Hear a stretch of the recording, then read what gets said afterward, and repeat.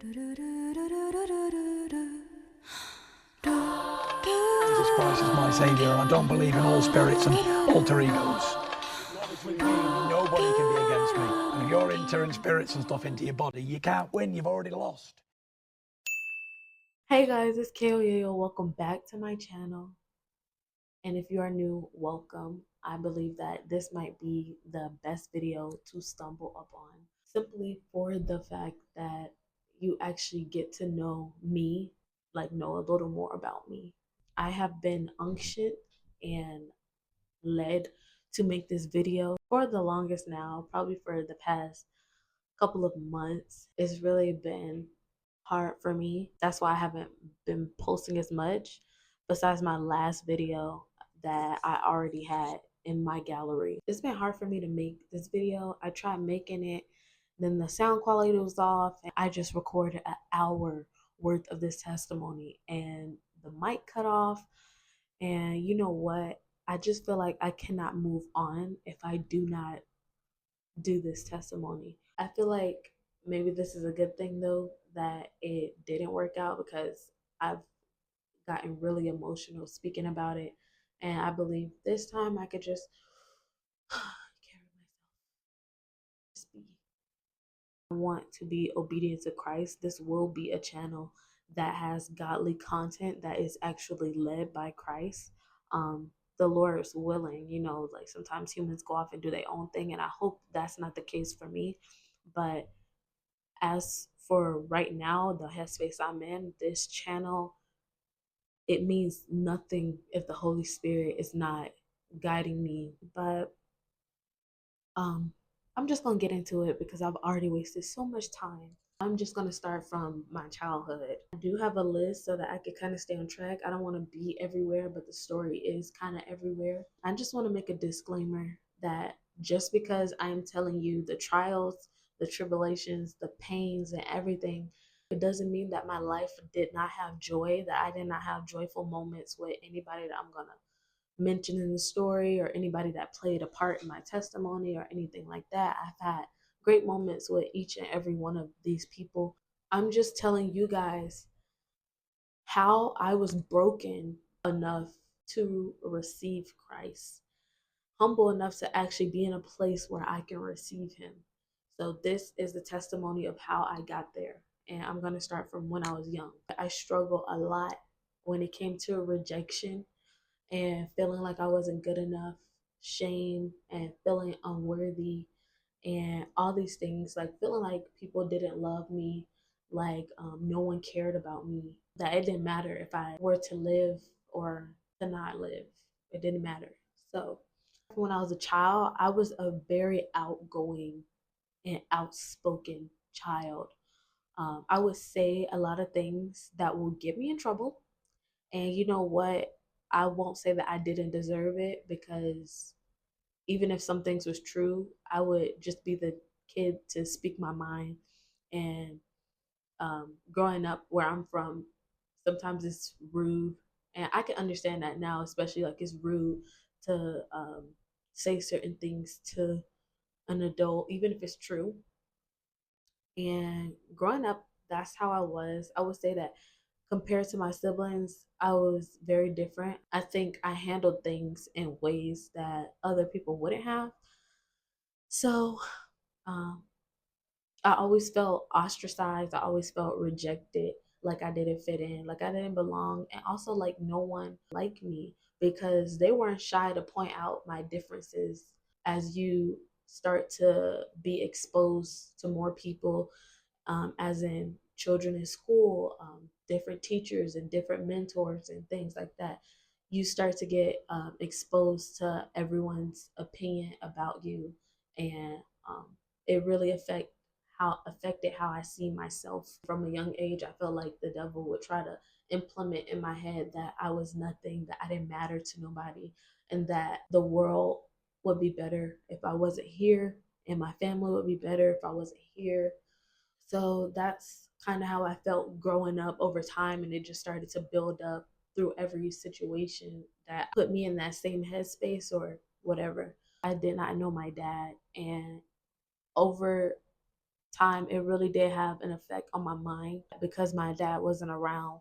Maybe I wasn't good enough because why wasn't I good enough to know my dad, but everybody else know their dad? Sometimes I would be in the room by myself and I would just cry thinking about it because when all of my siblings and me were younger, they would actually get to go with their father, and it was more, they would go more when we were younger than when we got older, but that's when like it started to really affect me. My brothers will go off with their dad and my sisters will go off with their dad as well, and sometimes they would give them gifts and bring them shoes and pay for things, and their dads weren't like the best dads. Their dads wasn't in their lives and stuff like that, but I had the mindset of at least they knew their dad. And my mom, she wouldn't really talk about my father that much. I only know like a little of him still to this day, and I believe I'm still healing from that. A lot of the stuff I'm still healing from, I'm still facing, and honestly, maybe that is another reason why the Lord wants me to do this testimony, not just for breakthrough for others, but maybe even for myself. I would feel like I couldn't relate. Like I was too older for my younger brothers. Even though we had a good relationship, I would play with them a lot. But I was too old for my younger brothers and I was too young for my older sisters. Even though we were only like 2 years apart, 2 to 3 years apart, each of us, I didn't have the connection that they had with each other. They were like best friends, and I was kind of like the outsider because they had these experiences with each other where they would go with their dad and they would experience different things and they'll come back. And when they're reminiscing on it, they're telling the story and they're laughing. It's not like they would kick me out the room or something, but I don't know if you ever been in a conversation and the girls are talking about something that they experienced together or whatever. And then you're like, "Oh yeah," like you can't really relate. You weren't there, but you try to like just be a part of the conversation, just to be included, to bond, because it's a bonding experience to talk with your sisters or talk with your friends about something you experienced together. So if you ever been in that position where you try to say something and then they kind of like, girl, like you weren't even there kind of situation. That's not what they said, but that was like the energy that I was getting. And even though I'm saying they, sometimes it will be interchanged. One of them would do something to me and the other would just be a bystander, or both of them would do something to me. So just because I'm saying they, it doesn't mean that I was getting teamed up against all the time. I'm just doing it for the sake of time. That's kind of how they were with me.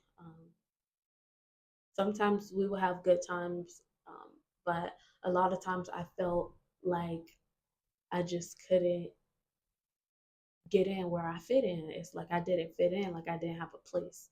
At one point, I was living with my grandma.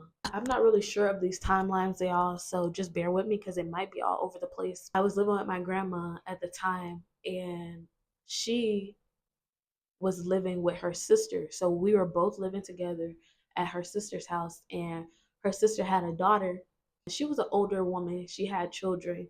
Her children was probably a couple years younger than me or a little bit younger than me, but she would say things like, "Oh, my daughter looked better than her."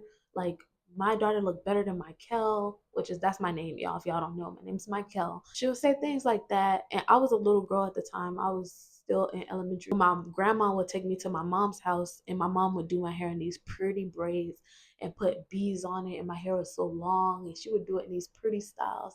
And I would just come back to the house, and I would be so happy because I'm feeling like beautiful and stuff like that.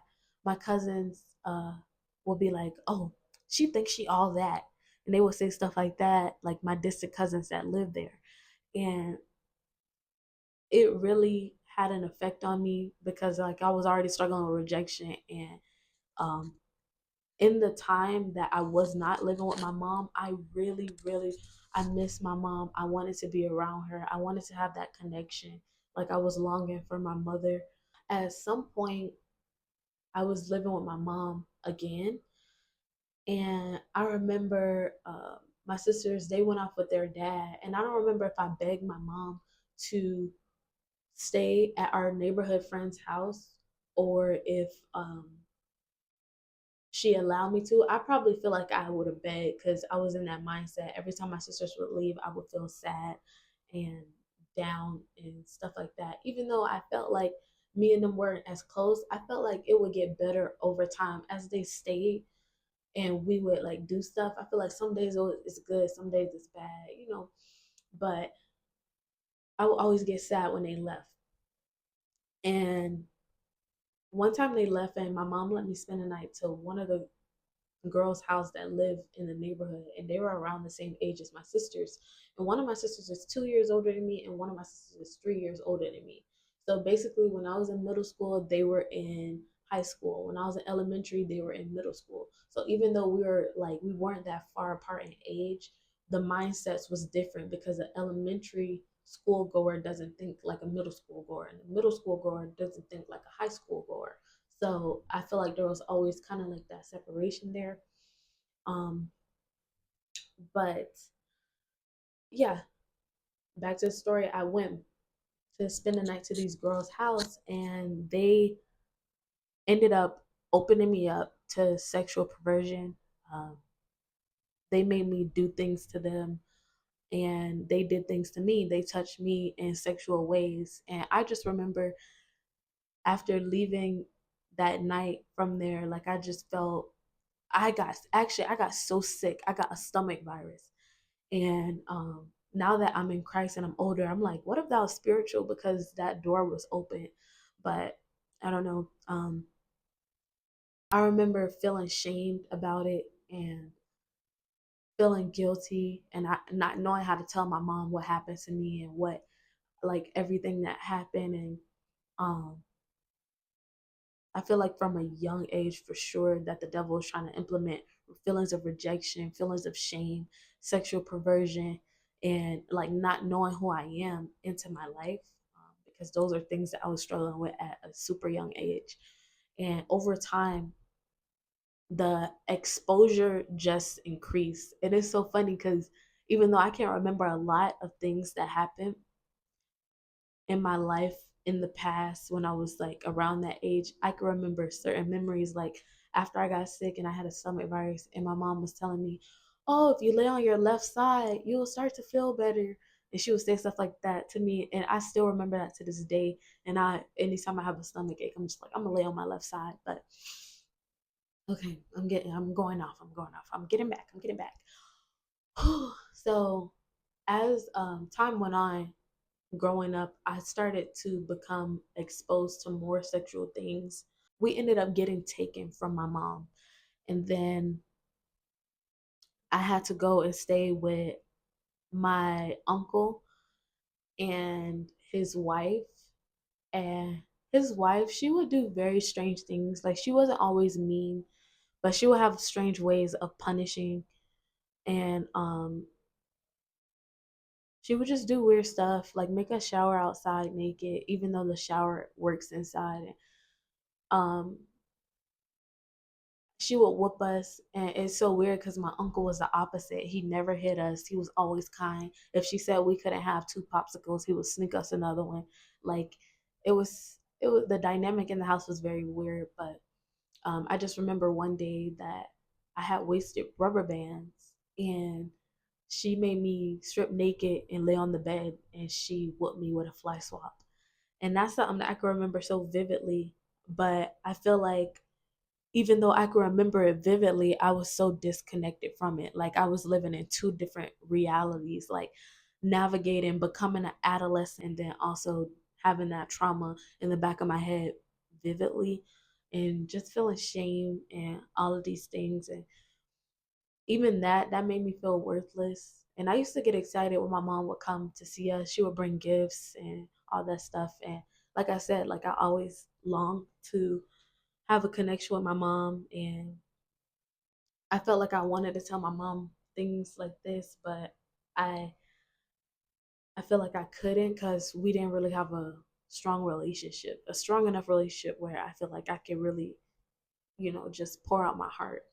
While I was there, I was exposed to things as well. Nobody touched me from what I could recall, but I just remember being in her daughter's room and, excuse me, she also had a daughter that lived there, and I remember being in her daughter's room and sleeping on the floor with my baby brother because he also got he got paired with me when we went to live with them. And I remember sleeping on the floor and they were having sex on the bed while we were on the floor. And I just remember that I remember that vividly as well. And just them making jokes about, like, there was an older guy that used to come over and they'll be like, "Oh, that's your boyfriend, that's your boyfriend." And it made me really uncomfortable. And I hid under the blanket and I was crying, but they were thinking that I was crying because I liked him. And it was just weird. Or they were making jokes, and I was a child at the time, still watching Dora. So yeah, that was just some things that I could remember over the time. Every time something would happen to me, even if it wasn't in my will, I would literally just start to feel shame, like I did something wrong. I would feel like this guilt just, I don't know, consuming me. Eventually, I went back to live with my mom, and we would hang out with our cousins a lot. Because I was open to sexual perversion, it started to manifest. And through my actions and behaviors, one day my mom actually caught me doing something with my cousin, one of my girl cousins. And it never went beyond just touching or dry humping. I know it's very common, not saying it's right, but it's very common, especially in the Black community. But people don't talk about it. It's like what happens in the family stays in the family. But I gotta be obedient and speak out about it. So, I mean, it is what it is. We end up getting a whooping, but another thing is that you don't really get counsel for stuff when that stuff happens. I just felt more shame. Um, I felt more shame that I got in trouble. Felt disgusted too, because you start to think, why am I like this? Plus all this rejection and stuff I'm feeling, not bonding with my sisters, all this stuff, and the timeline is not straight. It's all over the place, but this is just everything that's going on throughout my life as I'm growing up. And um no one really ever sat to ask, like, where'd you get that from, for real? I don't think I even was able to articulate emotionally all the stuff that I was feeling. As you grow up, you start to learn more words and start to process what happened, and develop the skills and the vocabulary to actually talk about what happened to you, how it affected you, and all that stuff. So just throughout this time, I just knew I was feeling a heaviness and I was struggling with sexual perversion and thoughts that were not normal. But I didn't have that much self awareness. Um, so whoopings, I don't believe that they help. I believe that they make your child more sneaky. And after getting in trouble, I believe that we just became more sneaky. So there was things that I would participate with, doing with my cousins, and sometimes I would just get touched unwillingly throughout the years, throughout elementary and middle school growing up. And because I participated sometimes, I felt like the times where I was touched without consent, I felt like I couldn't talk about it because I felt shame, more shame, um, um, more rejection, like more guilt. And it was just weighing on me. And I started to feel really depressed. Um, so over this time period of all this stuff happening, because it wasn't like everything happened at once and it's like this happened and this happened. A lot of stuff was happening parallel to um, all the sexual perversion happening as well. And at this time, I was trying to navigate my relationship with my mom, and it kind of felt like having a split reality. And that's another thing, like things don't feel real. Like anything sexual that happened to me, it's kind of like it's on this side of my mind, and on another side I'm navigating life, growing up in the different stages of life, and just regular children problems, right? So from a young age, as far as I can remember growing up, I would try to like win my mom's love and approval. And even though she didn't know that's what I was doing, that's what I was doing. I was saving cupcakes from morning to the end of the school day to bring it to her, writing her notes, making her all these things, planning her hair because it calms her nerves, and just trying to do the things that I know that she loves so that I can like get some form of approval or some form of affection and stuff like that. Because um I won't say I was an emotional kid. I would say that I was just a child, and that's just what it is.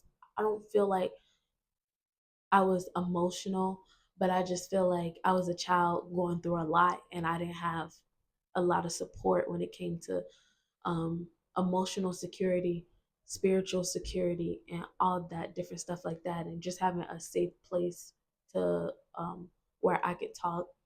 Um, and like I said, everything was happening parallel. So while I was feeling rejected by my sisters, and while I was going through being touched and struggling with touching people and sexual perversion, eventually something happened where I started to masturbate. And I talked about it in another video where I went deeper into it and how the Lord delivered me from that sin. Um, but I was struggling with that too.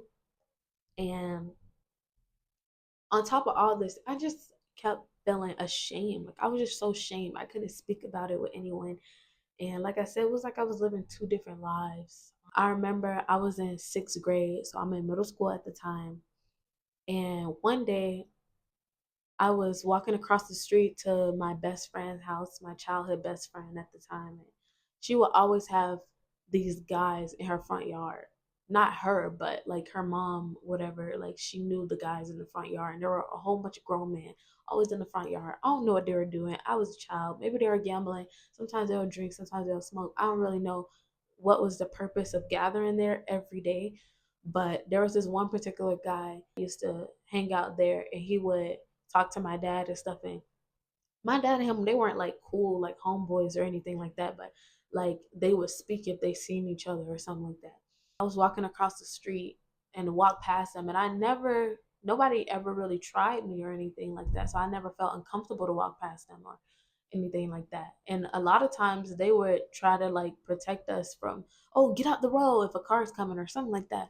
So I never felt no kind of way. Like they were kind of irrelevant until one day I had walked over there, and the guy told me to come behind the gate that divided the my friend's apartment complex and then the her neighbors. And I came over there and I was like, I didn't feel no kind of way at first because like I said, we see this guy all the time. He says hi to my parents or whatever. It is what it is. But he was like, hey, come here really fast. So I came over there, and that's when he was asking me questions. I started to feel weird, and then he asked me one question that I remember that I felt super uncomfortable about. Comfortable about. He was like, did you get your menstrual yet? Did you like do you get your periods?" And I was like,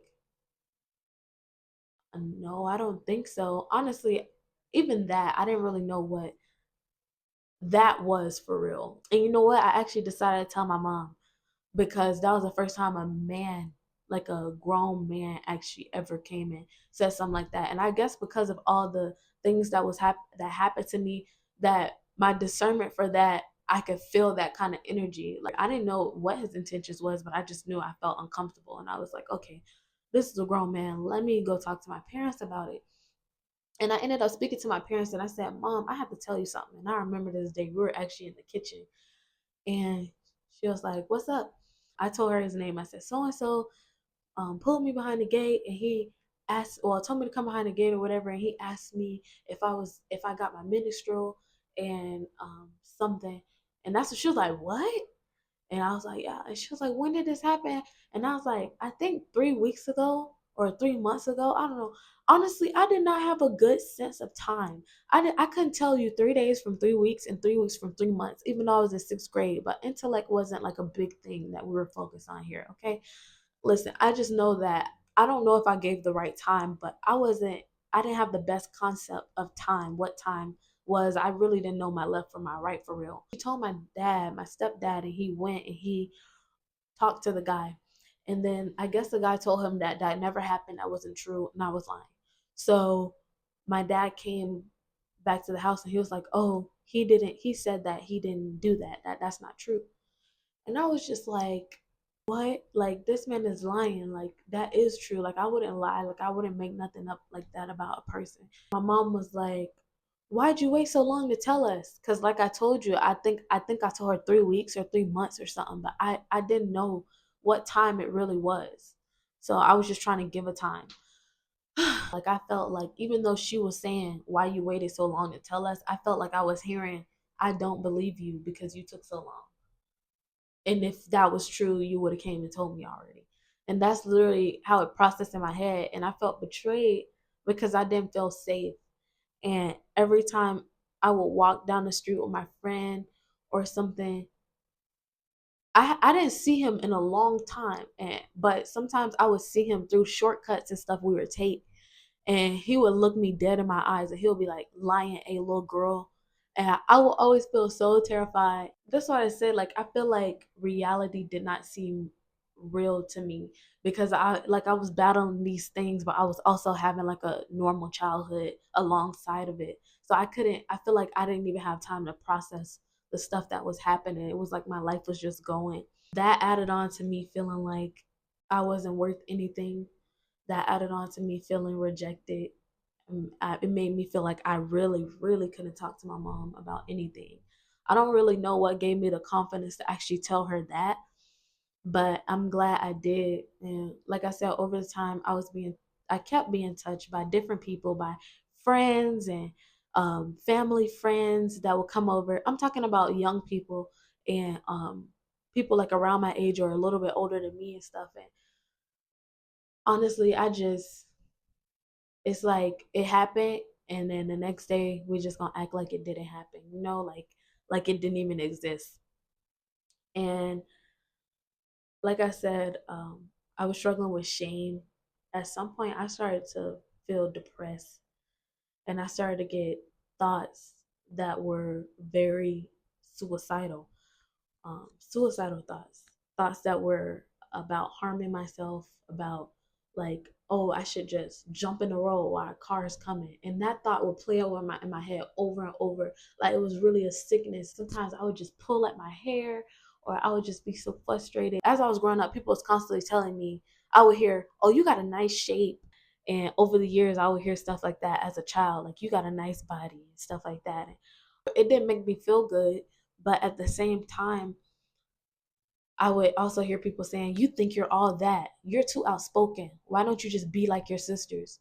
You too fast. You're too loose. You acting grown." All this stuff just weighed on me. It's like adding a feather, and as you add more pounds of feather, it starts to get heavy. I didn't have the emotional intelligence to navigate how to even handle these things. And I became an eighth grader, and I started to dive in books. I started to get addicted to reading books because it kind of like, I guess it took me out of depression. It was kind of like when you find weed for the first time and you're going through all this stuff, and weed is kind of like a pacifier. That's how books were for me in eighth grade.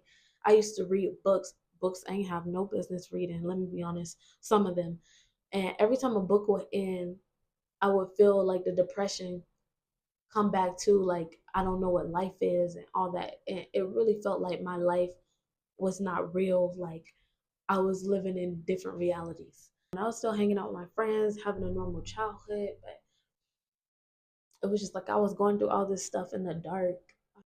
Throughout my years of attending school, I'm talking about elementary, middle school, and all that, I still was struggling with feelings of rejection. I felt like people didn't want to hang out with me. And it's really because they didn't. It's not like I'm crazy and I'm just assuming these things. This is really how it was, where I would be like outcasted a lot. And people would also be playing with my mind. Like I had multiple friend groups or friends that would be nice to me. We'll be so kind and we hanging out with each other. We're like riding for each other. And then one day, like the next day, they just come. No provoking, no provocation. Is that how you say it? There was no provoking or anything. And they would just come to school and they wouldn't talk to me. Like they would act like I don't exist. I would be sad for a while. But after I be like, okay, well, they're not talking to me, like I can't make them talk to me, and I would just go and try to do my own thing, then they'll come and they'll be like, hey girl, what's up? And they'll act like nothing ever happened. And I'll be like, what? Why were you ignoring me? Or I'll be like, hey, because I'm happy that they want to talk to me again. I'll just be like, wait, why were you ignoring me? And they'll be like, huh? When? Like, like acting like I'm crazy. And I feel like that also did not help. That did not help with like my whole dilemma with the reality thing and struggling with rejection and all this stuff. Because you know what? Maybe it was like that because the stuff that I was struggling with was actually spiritual and it's not something you can see on the physical. And then I'm trying to also focus on living in the physical, but I got all this spiritual junk going on, but I didn't know. I actually want to pivot back a little bit and talk about my eighth grade year because I will say my eighth grade year was probably one of the years that I was the closest with my mom. She was on her weight loss journey, and I would go on walks with her, and she would vent to me about her problems and stuff like that. And I was actually, I would say I was wise for a kid. Like I used to give her sound advice. Not that she would take it, but I'm just saying, like I would be like, Mom, you can't be stressing about that. Like you just have to like if they want to be ungrateful, just focus on you. Like you're doing the best you can. And I would say all of that, even though I was feeling like I needed her.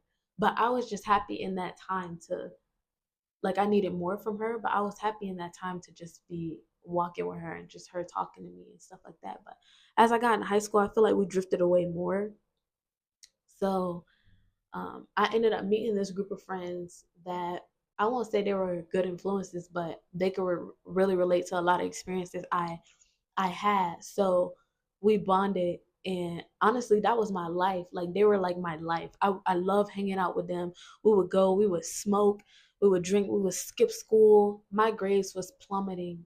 Everything was failing. I was still struggling with depression, especially when I wasn't around my friends. I was still like kind of going back and forth with my mom. I was still dealing with, like I said, everything was happening parallel to each other. So I was still dealing with people saying this and that about me. You need to be more like your sisters. You're too outspoken. You're this, you're that. You're a loose cannon. You're all that. I was still dealing with all that stuff. They were kind of like my happy space. Like, oh, every time I'm with them, we're going to smoke some weed. We're going to jump off campus. We're going to do what it is we do.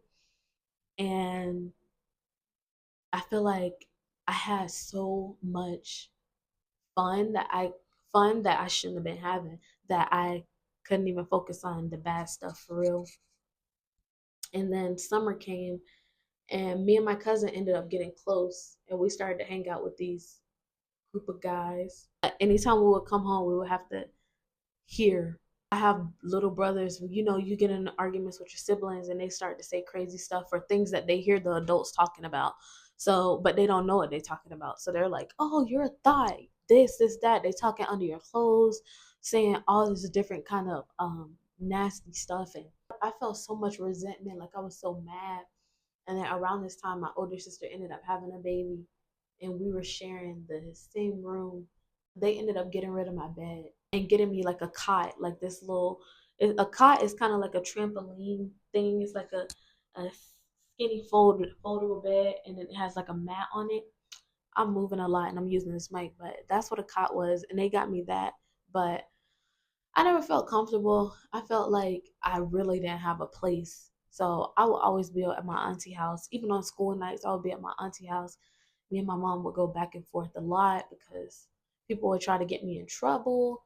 I had so much freedom that I was actually doing what I want. I was out late hanging out with my friends. I would say that some things that were said was true, but most things that was said was not true. If you ever in a relationship and somebody's nagging you about cheating and they keep nagging you and they keep nagging you, that's kind of how I felt. Like, even though you're not cheating, I would get in trouble for a lot of things. And I actually made a story time about me getting a whooping in front of my boyfriend. At some point, I just rebelled. I stopped caring. I didn't want to fit in with my sisters anymore. I didn't care to really bond with my mom like that. I actually started to feel like some form of resentment. Down inside, I did, but I think I got to a point where I just snapped and I'm like, I'm gonna just rebel.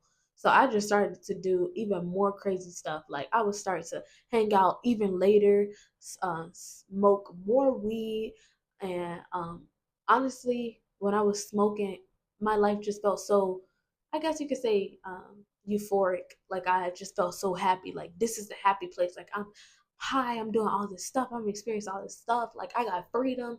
Nobody can tell me nothing. And that's kind of how it was because my mom has so much on her plate. And it's not that I didn't try to talk to her, because when I would try, she would say things like, "Oh, like you're sensitive, you're being sensitive, or you're a drama queen." Or if I say, "Mom, like I'm depressed," she's like, "I'm depressed." And if I say, "Mom, I'm stressed out," she's like, "I'm stressed." You know how adults like, you don't know what stress is. I was in my villain era. That's what it felt like. Like I was in my villain era, and I feel like I had multiple stages of those throughout my life, but we're talking about this one leading up to my downfall. I was already falling. I'm talking about falling deeper. So during my 10th grade year, I ended up dating a senior. I was really heaven bent on keeping my virginity. That was something that I held dear to my heart because my mom would talk about it, and she would talk about how my girls graduated and they waited until they became adults and stuff like that. And I just felt like the pressure to be like them or better. Because people would say it. Why you can't just be like your sisters? I decided, you know what? I I texted the guy that I was dating. We're gonna do it this day at this time. Meet me at da da da da. That was the day I decided to, and then maybe a couple days later, I ended up not going to school. So at the end of my 10th grade year, after that, I feel like I lost myself. Like I lost my identity. If you're a young person watching this, just learn from this story. Don't do things based off of emotions. So that's where I was at. And I will say it's not worth it because I was having an identity crisis. I became even more suicidal. 11th grade year, one day I was walking with my cousin and she introduced me to her friend, and he introduced me to his friend, and his friend lied and told me that he was 17 years old. So we ended up exchanging numbers, and that night when I went home, we were texting, and he was like, "Oh, actually, I'm 24." And at this point, like I said, I was in my rebellious stage. I was making terrible decisions on emotions and just wilding out. And this man told me he's 24. And why I was like, "Oh, that's okay. I dated an older guy before," but I was lying. I was lying. I think I said I dated a 34-year-old or something like that, but I literally lied. And he was like, "No, I'm just kidding. I'm not 24. I'm 20." And I felt like honestly he did that psychological thing to me when, somebody asks you for $50 and you like, I'm not giving you $50. And they like, well, just give me 20. But they wanted 20 the whole time. That's literally what I felt like he did to me. At this point, I'm 16 years old. And I was like, oh, well, that's okay. Some. And we started to hang out separately apart from my cousin and the friend because they introduced us. And then, yeah, then I started to hang out with this older guy, and I feel like even that made me feel even more happy for a certain point of time because we would do stuff that felt so adventurous, like driving. He would drive fast in his fast car. We would go to the beach. We would go to restaurants, and that was stuff that I didn't really like experience. Especially growing up, we didn't go to a lot of restaurants and a lot of things like that growing up. So I just felt like, oh my gosh, like I'm experiencing this. I would hang out with him late into the night, and honestly, nobody really used to check for me. Sometimes I would get in at 3 a.m. or I would leave at like 10 and come back at 3 a.m. or leave at 12. And um, at some point, my mom decided to put her foot down. After a certain grade, you and your friends, they start to separate. So in 11th grade year, my closest friend to me was like my cousin, and that's because we had all this stuff going on outside of school. So I went to school one day and I ended up getting called to the cafeteria, and they told me that I was failing miserably. Like I was classified as a ninth grader. They told me that I would have to go to an alternative school. So my mom pulled me out of school at the time, and I was supposed to be going to the school that my cousins was going to. And I was happy about that. I ain't have no friends for real, like no friends that I was close to at the time because of the separation that happened with my friend group. Um, just like us being in different classes and everybody having different schedules and all this different stuff, different life changes. We kind of grew apart. So I wanted to go to school with my cousins because they will always make their school sound so fun. And my mom, she was supposed to enroll me in that school, but she didn't. She actually kept me out of school until we moved. Like I said, my mom put her foot down. She wasn't letting me really do what I wanted anymore. Like she was making me stay in the house.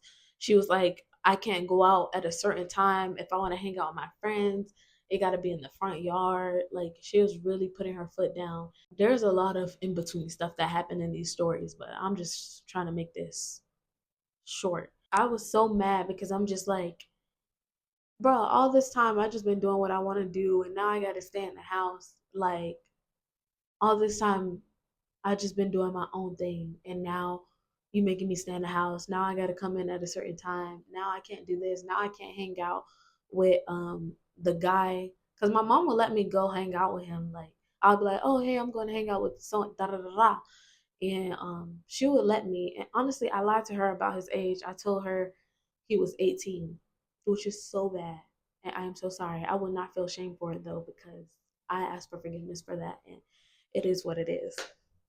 So yeah, she put her foot down, and around this time we were getting ready to move upstate because we lived downstate in like southern Florida, and then we moved to northern Florida.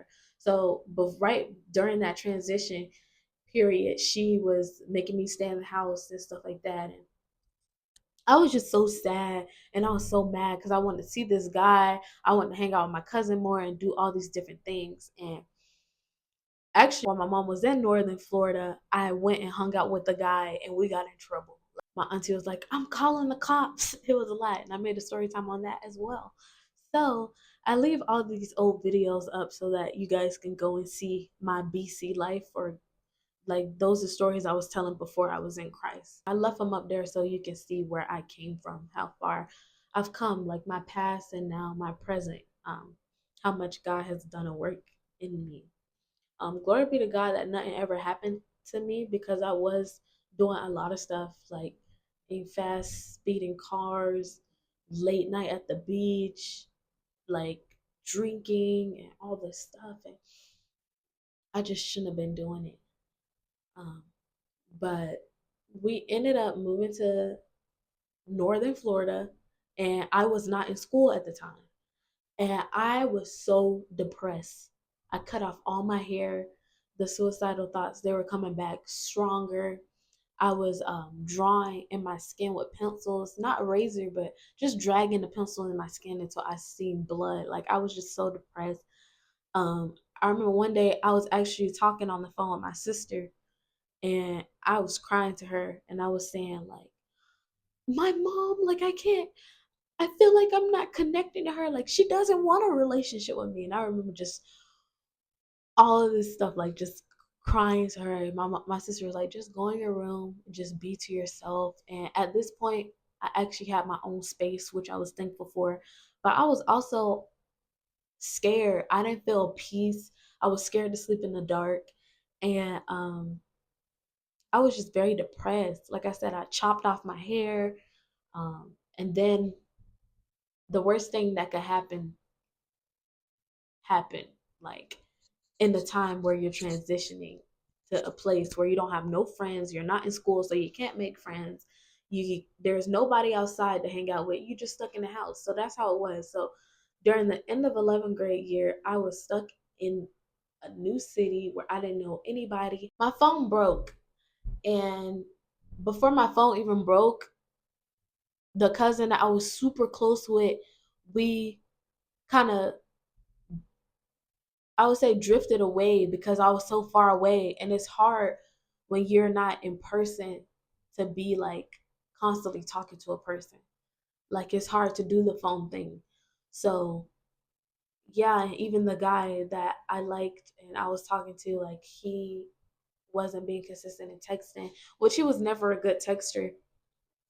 But during that time I just felt alone.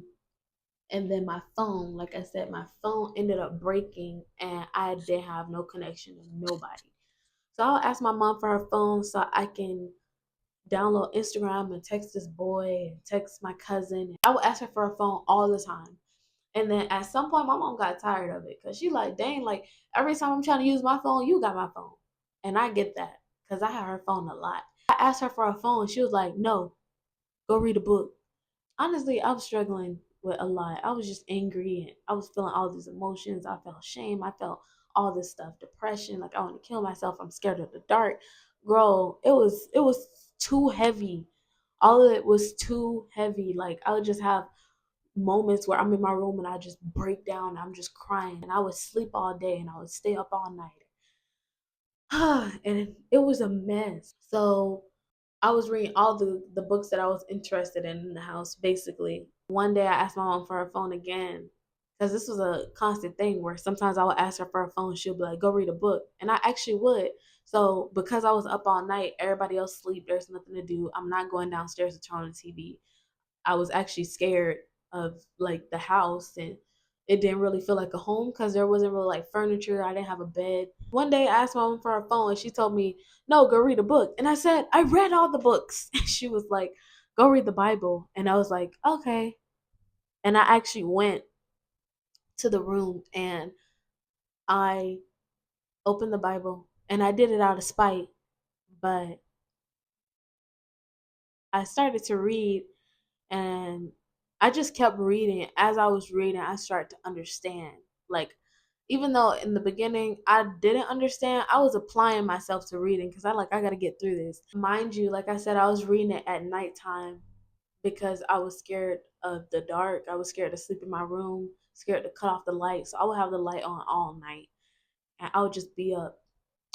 And I was reading the Bible and I started to understand. And over time, I didn't even realize when it happened, but I just started to change. Like I genuinely like reading the Bible and I kept reading it.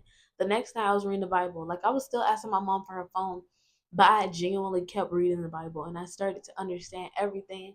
There was moments where I was crying and I just started to become aware of God. And I would wake up and I would pray to him.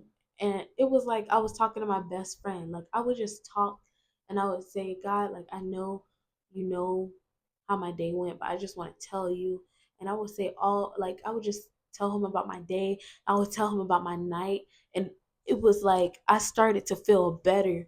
I started to dance, dance again for real. Like I started to and not nothing sexual, but genuinely dance and stretch how I would dance and stretch.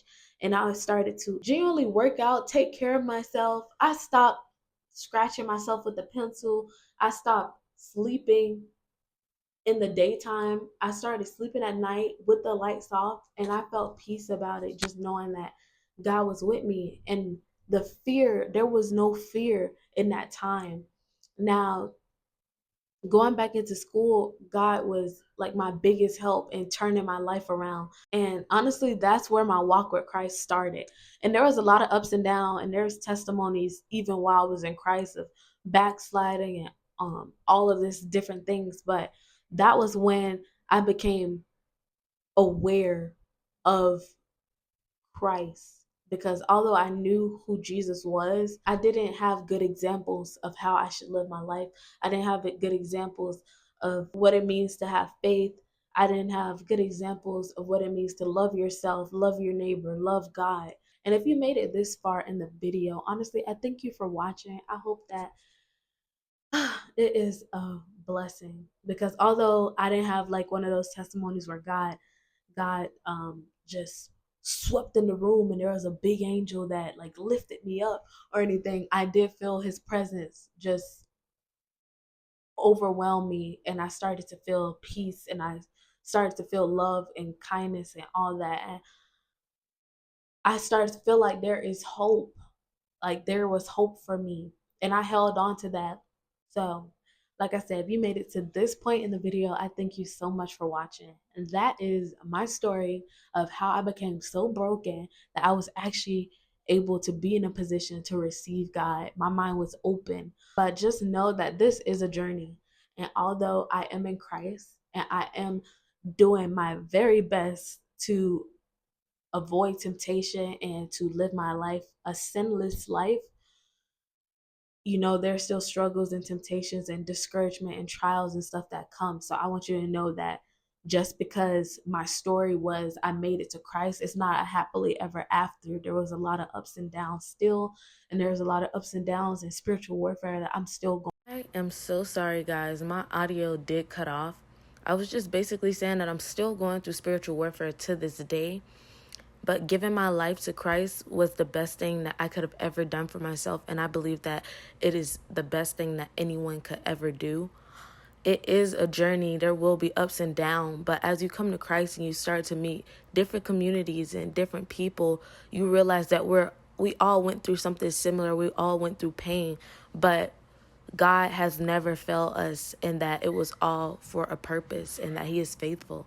So if you've watched this far, I just want to say thank you guys. And until next time, God bless you.